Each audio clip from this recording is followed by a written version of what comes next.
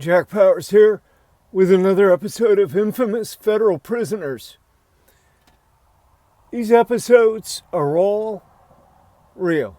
I'm not saying that I know more than someone else about some things. I'm only telling what I know, what I experienced during nearly 33 years of imprisonment in the federal prison system.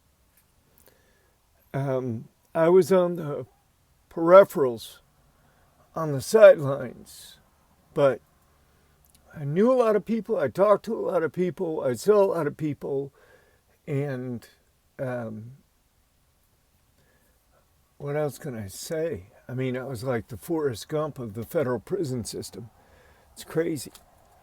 But today's episode is about Esteban Santiago Ruiz. Esteban and I were together just before I left Allenwood. They have a unit over there. It's a mental health unit, residential treatment unit. And so they have a lot of the shooters, a lot of the mass shooters on that unit. And, they have a very small, narrow little yard. It's got just a little track around the outside edge. It's just between the two cell blocks. So it's very small, narrow, and long. We go out there and throw the football around. We walked a lot, talked a lot. Esteban was an Iraqi soldier. I mean, not an Iraqi soldier, but he fought in the Iraq War, and he was a veteran. So he fought for the United States, and he was a demolition, I don't know if he was an expert, he was a technician, some kind of demolition technician. So he knew a lot about demolitions. And he and I would talk often, usually every day. And he's a friendly guy. We did a little bit of wheeling and dealing, some stamps here, a couple photo tickets here, some commissary this week for commissary next week, or something different. You know how things go in the prison. Just regular stuff. But Santiago, I questioned Santiago specifically about what led up to these shootings, what led up to these killings.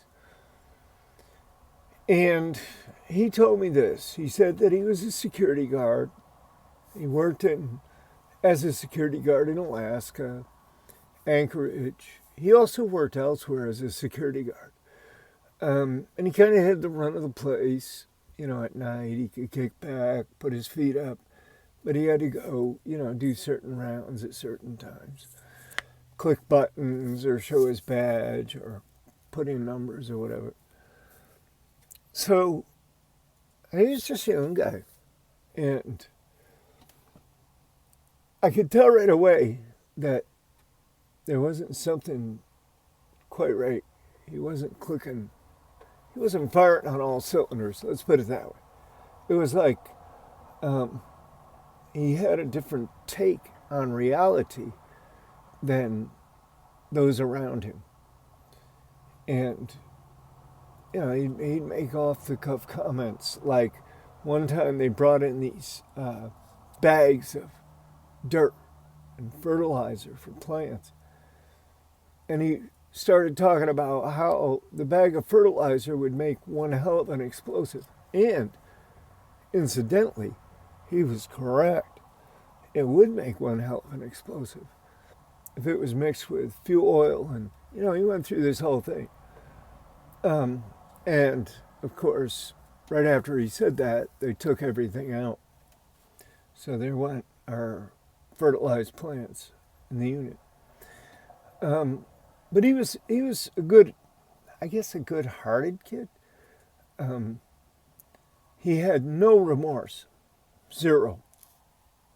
5 people dead.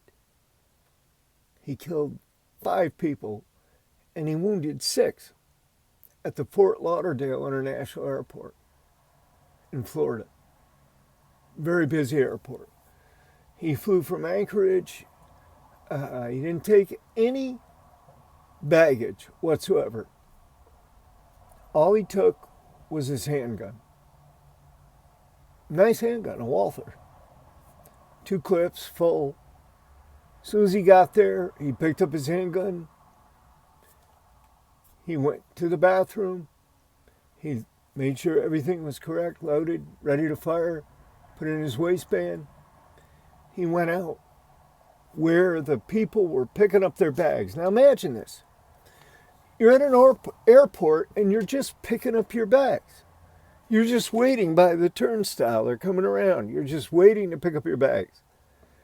And some guy from the left to the right just starts blasting people, starts shooting with a semi-automatic handgun.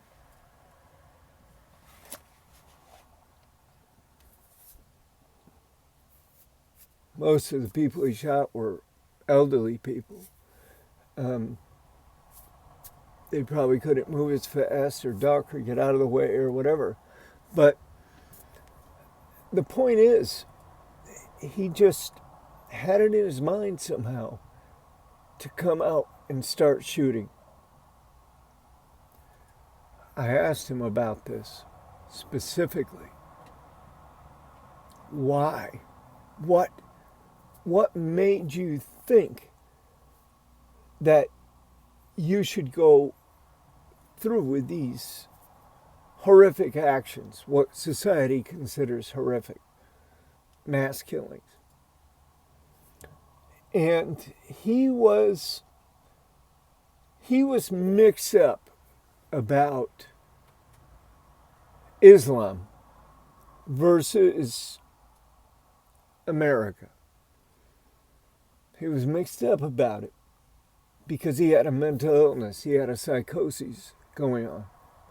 And these things usually spring up, in the early 20s, mid to early 20s is when it really comes on.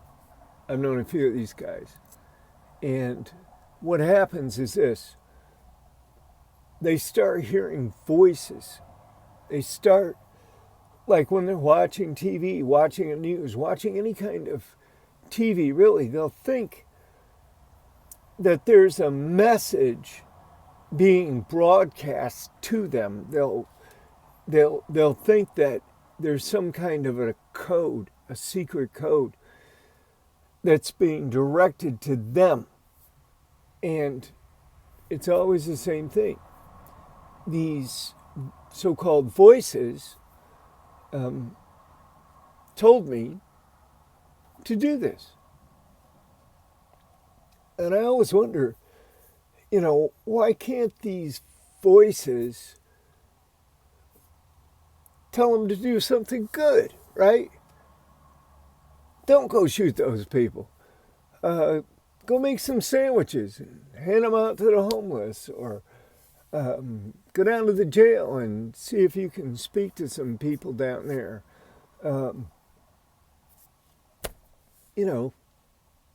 Mow an old lady's lawn, whatever, right? Something. Why don't the voices ever tell them to do something good? Why are the voices always directing some really heinous event? And it is heinous. It is heinous. And, it's obvious that it's a psychosis, because who would fly from Anchorage, Alaska to Fort Lauderdale, get off the plane with only your handgun, go in the bathroom, prepare, come out, start blasting? When he was out of bullets, he just laid down on the floor and let himself be captured. He went into the system. They offered him a deal. They told him, we're going to give you the death penalty, which probably never would have happened because of his mental illness. He had a history. But again, Who knows? He made a deal. No death penalty? Okay, I'll plead guilty. Pled guilty. Life sentence. Done. Finished. Life over. You got to go into the federal prison system. Penitentiary. You're not going to an FCI. Not with that baggage. Not with mental health issues, psychoses, and a mass killing incident. No. You're not going to an FCI or a camp or anything. You'd probably have to put in 10, 15, 20 years of clean conduct before you ever got there, and I doubt then that the Bureau of Prisons would ever take a chance on putting somebody into a lower security facility. It's just the way they do business. So he's shot, he's trapped. Had this little buddy named Paul, and Paul was a mass shooter too. Paul lived next to Holmes, James Holmes. I knew him, was right there within a couple of cell doors of all these guys. Saw him every day, many hours a day.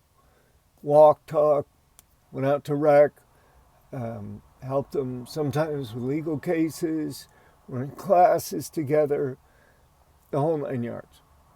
So I got to know these guys pretty well. And I just wanted to dive in. I just wanted to find out what was going on. And, they used drugs.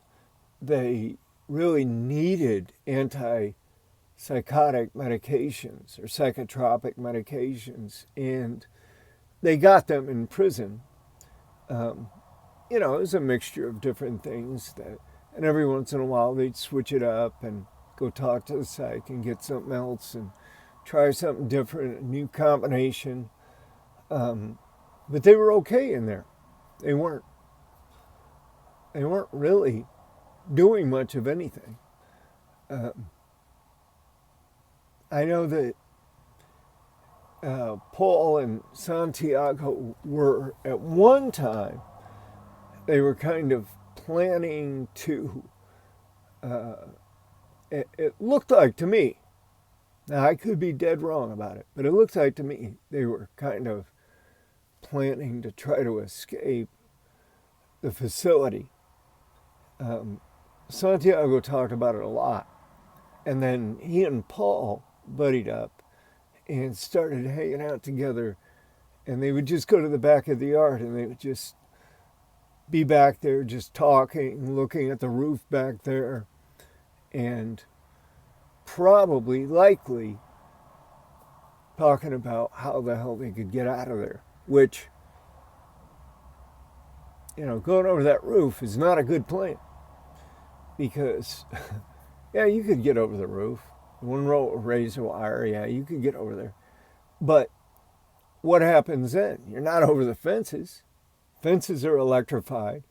There's vibration sensors in the ground. So the towers are automatically going to be notified if they don't see you, or motion detectors don't go off first. I mean, you're hit. They're going to shoot to kill the minute you approach those fences, or the minute you refuse orders, or the minute they see you. Depends on who it is. But yeah, you're going to get a fucking 223 round right through your chest. Maybe right through your head. Maybe a few of them. Because those guys are good shots. So, yeah. I mean, yeah, it wasn't a good plan at all, if that was their plan.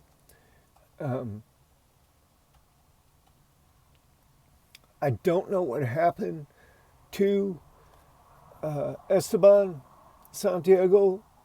He just went by Esteban Santiago, not Ruiz, but that is part of his last name, Ruiz. I don't know what happened to him. He left the unit. They came and they got him one day, and he left the unit, and I think they put him over in the shoe. I'm not sure why or what for or whatever, but they put him in the shoe is what I heard. And then he didn't come back. So it was like 3 months before I left. And Paul, I think, missed him, but I missed him a little bit because I was used to hanging out with him a little bit here and there. But, you know, it's like, okay, he's gone. And we're still here. We're still in this situation. But yeah, there were a lot of mass shooters in there, and I questioned them pretty extensively about what made them tick and why they did what they did and what they were trying to accomplish, what motivated them, and a lot of other stuff. You know, there's some similarities between them all. There's definitely psychoses, no question. This is serious psychoses, schizophrenia.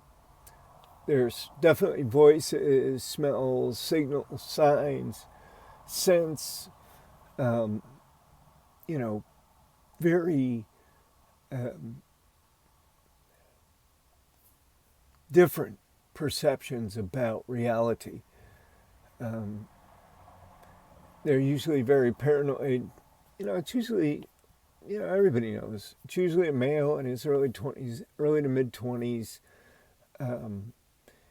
Kind of a paranoid person, a loner, perhaps. Somebody that wants to make a mark, wants to leave their name imprinted on society, if not the world. So that's really about how that goes. I mean, I don't know the real mechanics of it, but I know enough to know that there's a lot of similarities between all of the mass shooters, and their reasons and stories are, I think they're interesting. I think they're interesting for people who want to know the why, the where, the when, the how, all of those unanswered questions.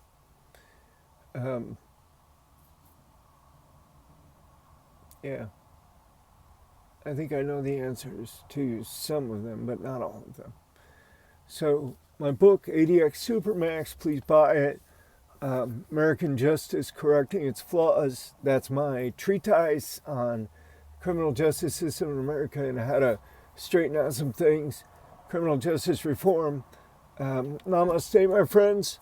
I will see you the next time, and we will approach a different individual, and we'll keep talking about infamous federal prisoners. Thank you for watching. Namaste.